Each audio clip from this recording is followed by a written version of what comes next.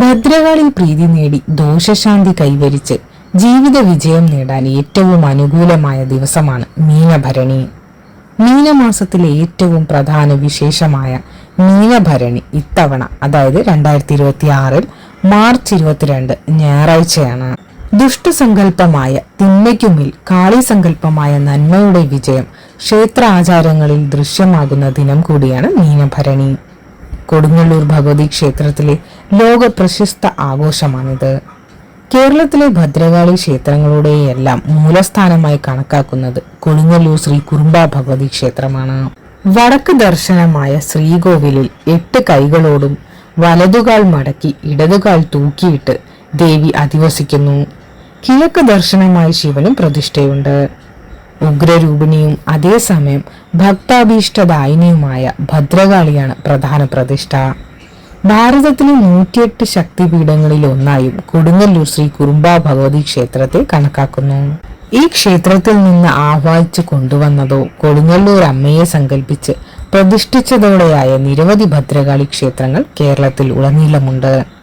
ഈ ക്ഷേത്രങ്ങളുടെ എല്ലാം അടിസ്ഥാന പ്രതിഷ്ഠയായി കണക്കാക്കുന്നത് കൊടുങ്ങല്ലൂർ ക്ഷേത്രത്തെയാണ്. ദാരിക നിഗ്രഹത്തിനെ അവതരിച്ച ഭദ്രകാളി സ്വരൂപമാണ് കൊടുങ്ങല്ലൂർ ക്ഷേത്രത്തിൽ കൊടുങ്ങല്ലൂർ അമ്മയായി പുണ്യപ്രദായിനിയായി കുടികൊള്ളുന്നത്. മീനഭരണി ദിവസം ഭക്തി ആദരവോടെ കാളി മന്ത്രങ്ങൾ ഉരുവിട്ട് പ്രാർത്ഥനയിൽ മുഴുകുകയും ഭദ്രകാളി ക്ഷേത്രങ്ങളിൽ ദർശനം നടത്തി അമ്മയെ തൊഴുകയും വ്രതം അനുഷ്ഠിക്കുകയും ചെയ്താൽ രോഗക്ലേശങ്ങൾ ഉൾപ്പെടെയുള്ള എല്ലാ ദുരിതങ്ങളും ദുഃഖങ്ങളും അകന്ന് സർവ്വ ഐശ്വര്യങ്ങളും മനോബലവും വർദ്ധിക്കും എന്നാണ് വിശ്വാസം.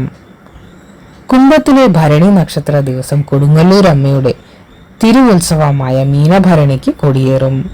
കൊടിമരമില്ലാത്ത ഈ ക്ഷേത്രത്തിൽ ആൽമരത്തിലാണ് കൊടി കയറുന്നത്. കുംഭഭരണി നാൾ ഉച്ചയ്ക്ക് മുൻപാണ് കൊടിയേറ്റം.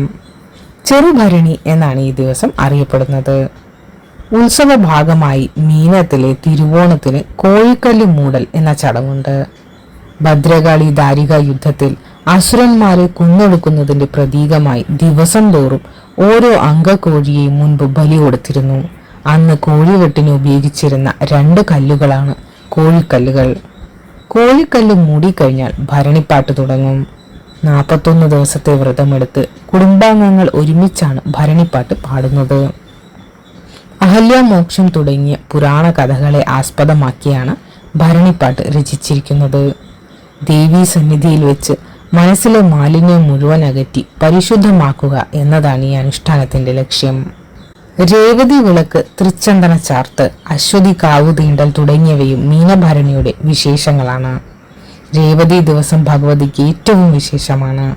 അന്ന് സന്ധ്യയ്ക്ക് ഭഗവതിയെ ദർശിച്ച് തൊഴുത് പ്രാർത്ഥിച്ചാൽ സർവദോഷങ്ങളും അകന്ന് ഭഗവതിയുടെ അനുഗ്രഹവും ഒപ്പം ആഗ്രഹ സാഫല്യവും കൈവരുമെന്നാണ് വിശ്വാസം. അശ്വതി ദിവസമാണ് തൃച്ചന്ദന ചാർത്ത്. അതീവ താന്ത്രിക പ്രാധാന്യമുള്ള വിശേഷ പൂജയാണിത്.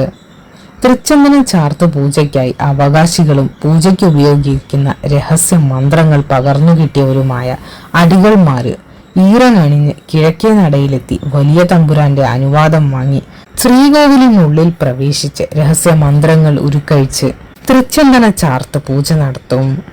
പൂജ കഴിഞ്ഞ് അടികൾമാരും ക്ഷേത്ര അധികൃതരും പുറത്തിറങ്ങിയാൽ വലിയ തമ്പുരാൻ കാവു തീണ്ടലിന് അനുവാദം നൽകും.